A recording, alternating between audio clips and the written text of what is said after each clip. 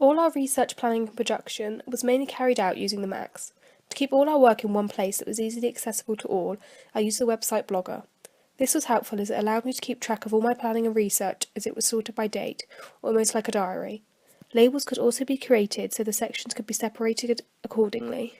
Blogger was also helpful as it allowed different ways of presenting our work to be uploaded.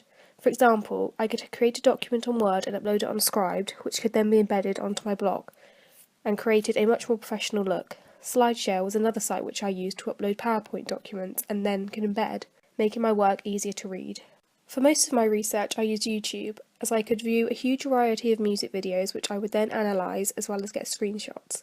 To research indie rock, digipacks and websites, I used Google, as this came up with the most variety of images, as well as being a lot quicker than any other search engine.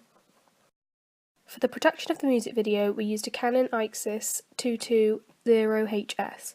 This camera was only a digital camera and not a film camera, therefore the picture was not as clear as we would have liked it to be. However, it was easier and more straightforward to record with, and we could connect it up to the Macs very easily using a USB cord.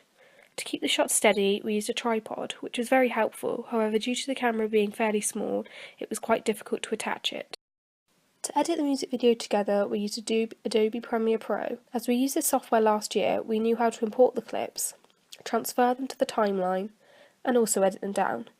We did, however, have to search some techniques, for example, how to get the black and white effect. However, once we knew how to do it, it was fairly straightforward. We did have some problems exporting our project, but this was overcome and we could then upload it to YouTube and then onto our blogs.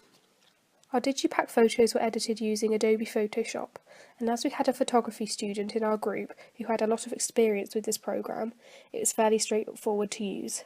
For some of the editing, we used Microsoft Word to create the pencil effect on our photos. Lastly, our website was created on Wix, which allowed us to create a professional-looking website in which we had many backgrounds to choose from, which suited our indie rock genre.